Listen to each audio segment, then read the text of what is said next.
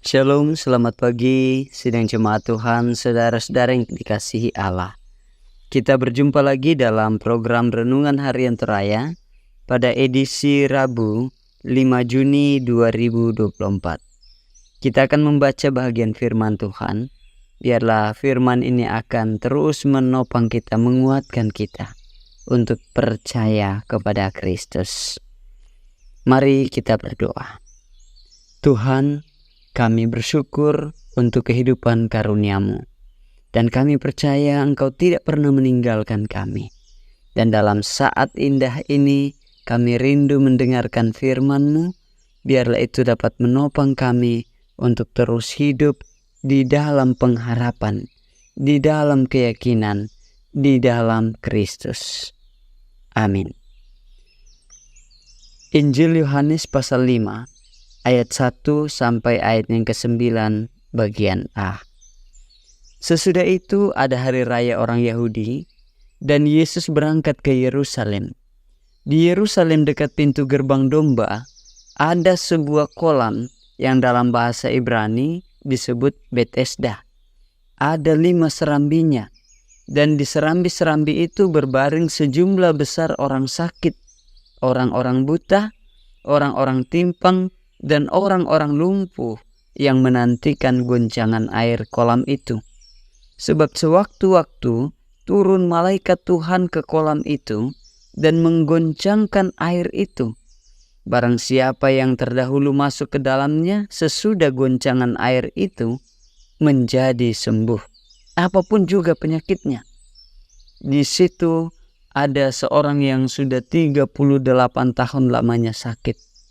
Ketika Yesus melihat orang itu berbaring di situ, dan karena ia tahu bahwa ia telah lama dalam keadaan itu, berkatalah ia kepadanya, "Maukah engkau sembuh?" Jawab orang sakit itu kepadanya, "Tuhan, tidak ada orang yang menurunkan aku ke dalam kolam itu apabila airnya mulai goncang. Dan sementara aku menuju ke kolam itu, orang lain sudah turun mendahului aku." Kata Yesus kepadanya, "Bangunlah, angkatlah tilammu, dan berjalanlah." Dan pada saat itu juga, sembuhlah orang itu. Lalu ia mengangkat tilamnya dan berjalan. Demikian sabda Tuhan. Saudara-saudara, tema kita hari ini adalah, maukah engkau sembuh?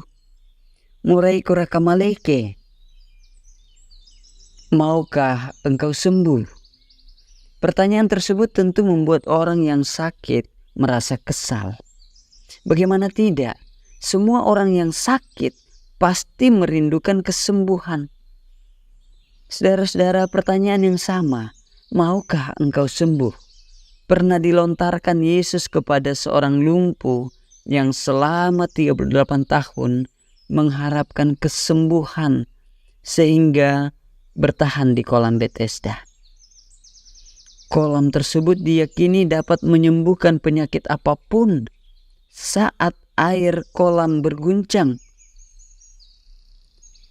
Apa maksud Yesus melontarkan pertanyaan, maukah engkau sembuh? Padahal tentu ia tahu si lumpuh butuh kesembuhan. Saudara-saudara, melirik kisah ini, tampaknya orang-orang menaruh pengharapan besar pada objek kolam penyembuhan. Keterikatan pengharapan itu justru membuat orang mementingkan dirinya dalam kompetisi mendapat kesembuhan. Bayangkanlah betapa sengsaranya si lumpuh dan orang-orang lain yang mungkin bernasib sama. Mereka tenggelam dalam keegoisan orang lain. Saudara-saudara, kehadiran Yesus menginterupsi pikiran dan kepercayaan si lumpuh pada rumah pengasihan, di mana ia tidak pernah mendapat belas kasih. Sang penyembuh memberi pemahaman baru bahwa keyakinan dan pengharapan pada kesembuhan mesti diletakkan pada Allah, pada Tuhan, pada Yesus Kristus.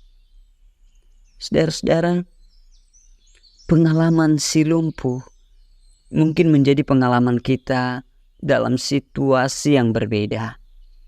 Mungkin ada di antara kita yang telah lama terbelenggu penderitaan akibat kesalahan masa lalu, dari keluarga, pasangan hidup, anak-anak, orang tua, rekan kerja, tetangga, dan lain sebagainya.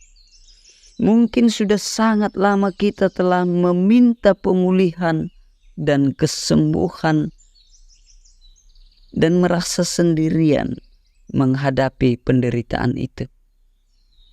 Saudara-saudara yang kekasih, melalui kisah si lumpuh, kita belajar teguh dalam pengharapan menanti Sang Penyembuh, dan bahwa tidak membiarkan saudara sendiri melaluinya.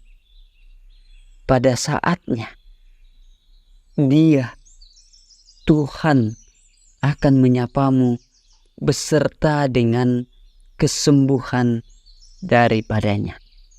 Karena itu, ketika Tuhan Yesus bertanya, "Maukah engkau sembuh?" Tentu kita menjawab dengan iman, dengan pengharapan, iya.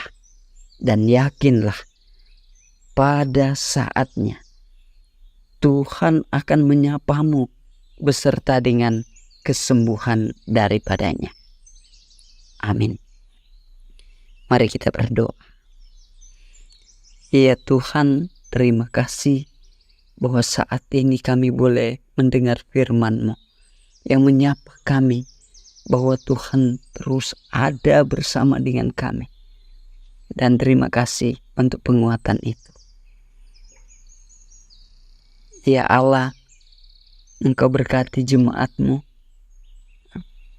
berkati anak-anak-Mu, berkati umat-Mu, berkati semua orang, sehingga mereka terus hidup, berharap, berpengharapan, bersandar hanya kepada-Mu, percaya hanya kepada Tuhan.